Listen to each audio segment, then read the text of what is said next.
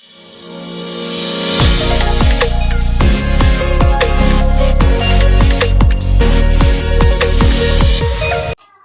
Friends, welcome to அச்சு trends. இன்றைக்கி நம்ம சப்பாத்திக்கு நம்ம சூப்பரான ஒரு கிரேவி செய்யலாங்க. பாருங்கள், நம்ம வந்து ஒரு கடாய் வச்சுக்கிட்டோம். கடாயில் நம்ம கொஞ்சம் எண்ணெய் ஊற்றிக்கலாம்.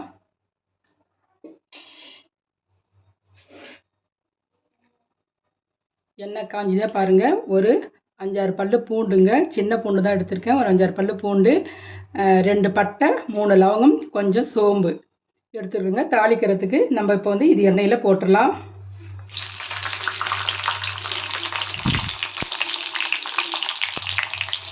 இப்போ வெங்காயம், பெரிய வெங்காயம் ஒரு 3-4 வெங்காயங்க பொடி பொடியாக கட் பண்ணி வச்சுருக்கோம். வெங்காயம் இதிலே போட்டு நம்ம ஃப்ரை பண்ணிக்கலாம்.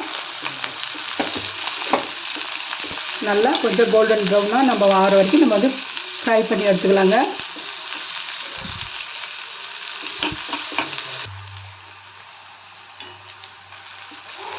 பாருங்கள், வெங்காயம் இந்த அளவுக்கு வருங்க. நம்ம கொஞ்சம் இதில் வந்து கருவேப்பிலை நம்ம சேர்த்துக்கலாம். கருவேப்பிலை போட்டு நல்லா கொஞ்சம் எண்ணெயில் வதக்கலாம்.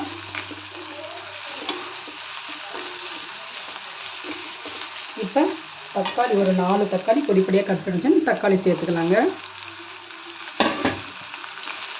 தக்காளி நல்லா ஈரப்பதம் போகிற வரைக்கும் நல்லா கொஞ்சம் நல்லா எண்ணெயில் வதக்கி விட்டுக்கலாங்க. ஒரு 2 நிமிஷம் நல்லா வதங்கட்டும்.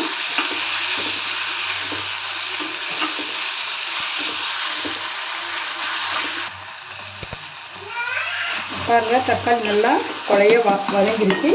இப்போ இதில் வந்து நம்ம மசாலா சேர்த்துக்கலாம். மஞ்சத்தூள் ஒரு 1/4 ஸ்பூன் மஞ்சத்தூள் சேர்த்துக்கலாங்க. மிளகாத்தூள் சேர்த்துக்கலாங்க. நீங்கள் குழம்பு மிளகாத்தூள் இருந்தாலும் சேர்த்துக்கலாம். நான் 1/2 ஸ்பூன் மிளகாத்தூள், ஒரு ஸ்பூன் தனியாத்தூளுங்க. இது நல்லா கலந்து விட்டுக்கலாம். கலந்து விட்டுட்டு இதில் நம்ம கொஞ்சம் தண்ணி சேர்த்துக்கலாங்க.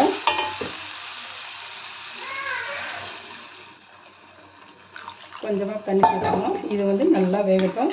இதில் கொஞ்சம் உப்பு சேர்த்து க்ளோஸ் பண்ணி வைக்கலாம். அதுக்கு தேவையான அளவு உப்பு போட்டுக்கலாம்.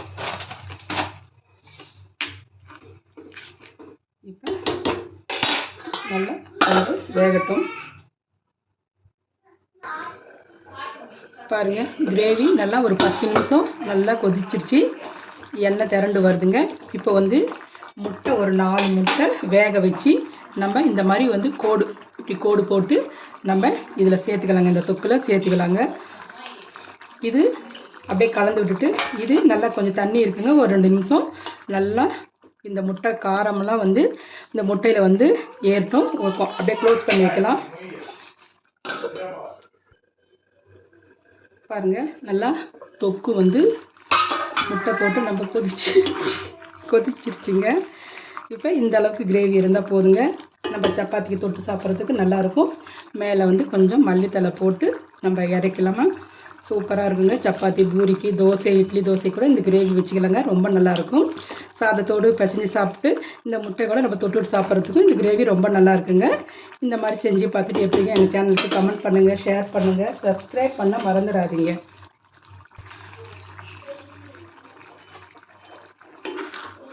கிரேவி நல்லா திக்காயிடுச்சுங்க. இப்போ வந்து நம்ம ஸ்டவ் ஆஃப் பண்ணிடலாம். ஆஃப் பண்ணிவிட்டு நம்ம சப்பாத்தியோட நம்ம இது வச்சுட்டு சாப்பிட்றதுக்கு ரொம்ப நல்லா இருக்குங்க. இந்த மாதிரி செஞ்சு பாருங்கள்.